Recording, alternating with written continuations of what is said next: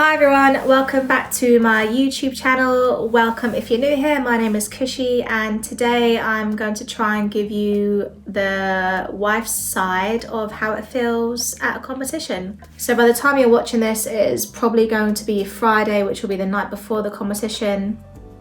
Today is Tuesday, so we're just leading up to the competition. So a few things how it actually is behind closed doors. The week before the competition, it gets your nerves going for sure. It's not constant, but the nerves start to creep in, the excitement starts to creep in. Maybe more excitement on Luke's part than on my part. Obviously you get excited, but for me it's just like, it's kind of like being on a roller coaster. Like you're getting really excited for something and then you're really nervous for something and then you think about this and that and the other. So I always make like a list of things to pack that Luke needs that maybe we've forgotten before, or just little things, bits and bobs, like a checklist that we need to get done. So like his fan, chalk, lifting shoes, neoprene belts, and like all that kind of stuff. Might cause a bit of conflict because it's like, you know, your mum like, have you packed this, have you packed that, have you done this, have you done that? But it's worth it because if he's ever forgotten something, then it's a good thing to be reminded. But a few things I'll pack anyway, like resistance bands, chalk, baby oil to get rid of the tacky and stuff like that. The build up to a competition is very nerve-wracking. I think over the next few days, Luke will start to come off social media. He won't really be on socials. He won't really want to be interacting with people as much. He'll be still working, still training. It'll be a deload week, but he'll still be training. But there'll be light sessions, and with work that never really stops, so he'll still be at the studio every day. But mentally, he'll kind of be on, when he's home anyway, it'll kind of be on a bit of like autopilot. So he's here physically, but mentally his head's just getting prepared for his competition as it should be. But then the dynamic in our household sort of changes because you know what's coming, so your nerves are creeping in, and when your nerves are creeping in, you're not normally nervous all the time. So it does slightly shift things in our house a little bit. But in a good way, because I think it's good to be like that, the same as last year. Obviously Luke won Europe's Strongest Man last year, so if he, I keep saying we, if he tries to replicate that, then he's going to get the same outcome, touch wood, that he got last year. So everything that we did last year, that he did last year, he's gonna do this year, which will be amazing. So I will make sure I pack his sunglasses this time. If you didn't know, last year when Luke was on the log press, the way the arena set out, Leeds Arena, where you lift the log and you look up, the lights can blind you completely. So you want to try and focus on a spot to, you know, lift the log up, blah, blah, blah. But if the lights are blinding you, then yeah, that can be a big distraction. So definitely we'll be packing his sunglasses. In the morning of the competition, what you probably wouldn't see is that won't be very much talking with Luke, with either me and Luke or just Luke in general. He's very changed. He's very much changed his mindset and approach when it comes to competition. So before, when he'll go down to competitions, even in the morning of the competition, he'll also be like, oh, hey, how are you, how's things, blah, blah, blah, blah, blah, blah, blah. But it's not like that now. And the morning of a competition, he'll have his headphones on at breakfast, even though it's just me and him sitting there. Or obviously all the athletes will be eating breakfast in the same hotel because that's where everyone's there. But he won't be speaking to everyone. He'll be saying good morning, how are you, being polite, but his focus will be on listening to his whatever he's listening to on his phone, and he'll just be focusing, getting in that zone, blah blah blah. That worked really well for him last year. So that'll be the morning of the competition, and then when we go back to the hotel room, it'll be very quiet. So TV will be on, but mentally he'll just be somewhere else. He won't, so the conversations between us won't be very chatty, very like, you know, like normal stuff that we normally have a conversation about. It'll be very much focused on the competition that's at hand. I think last year he was very different in his approach to this competition, and I actually just wanted to get out of the hotel room. He just needed to be alone. I can't actually explain it. He didn't ask me to leave or anything like that. I just said, all right, okay, I'm just gonna like leave you to it. They actually went and got ready in the car because I just wanted him to be alone with his thoughts and with his music or podcast or whatever he was listening to. Normally Luke's psychologist Amy will send him a message in the morning, and that's Luke then completely switched on.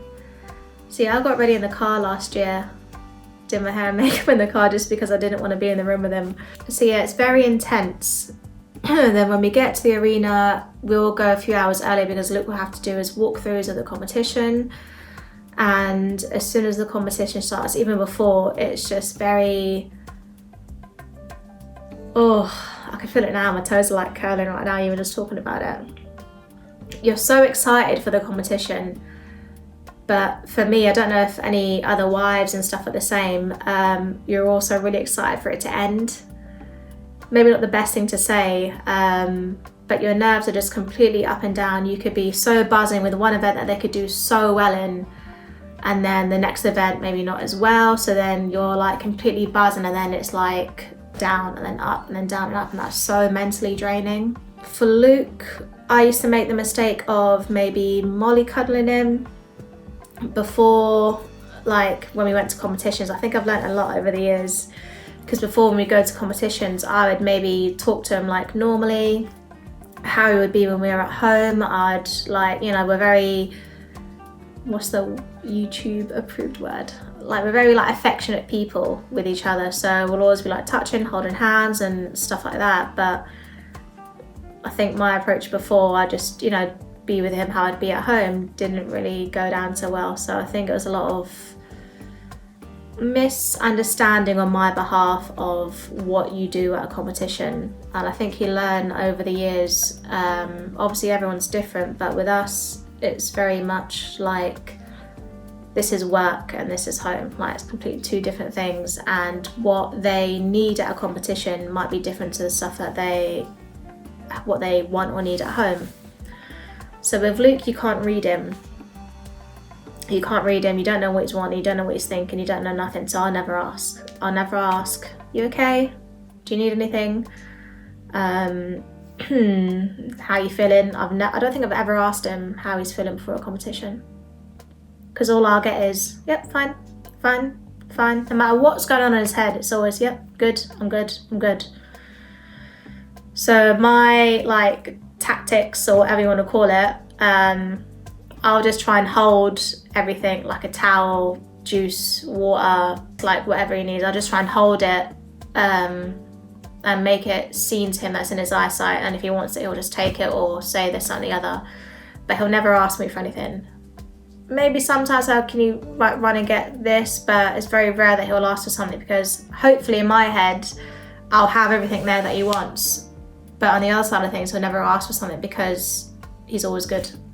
So that's why I never ask him how he's feeling, or do you need anything? Because it's always like, nope, I'm good. Something that I've learned about Luke over the years that he's been competing is that you just adapt to things that they need. So the dynamics between me and him at home will be very different from the dynamics between me and him at competition, because it's work mode. He's switching on, he's very different. He's excited, he's stressed, he's nervous, like all these things that he's going through his mind is not normally like that at home. So you learn to adapt to the things that they need. Yeah, I could go on and on. I don't know if this is like even a good video to do. I don't know if anyone's going to watch it. I just thought I'd give you like a little insight of how things are between, what the things that you don't see in a competition basically. Obviously last year was just incredible. Luke winning the competition was just unbelievable, and hopefully this year will be exactly the same. So fingers crossed that everything goes okay. I've rambled on for a good few minutes now, so I think I'm just going to stop.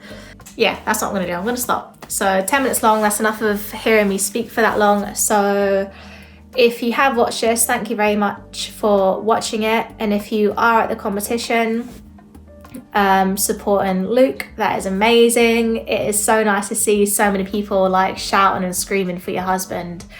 It truly is an incredible feeling. Even like the most tiniest things, people wearing like a spicy top or like a Stoltman Brothers top, it's just so unbelievable how much it's grown arms and legs and how hard that Luke's worked. It's incredible to see Luke get the recognition that he deserves from all the hard work that he's done.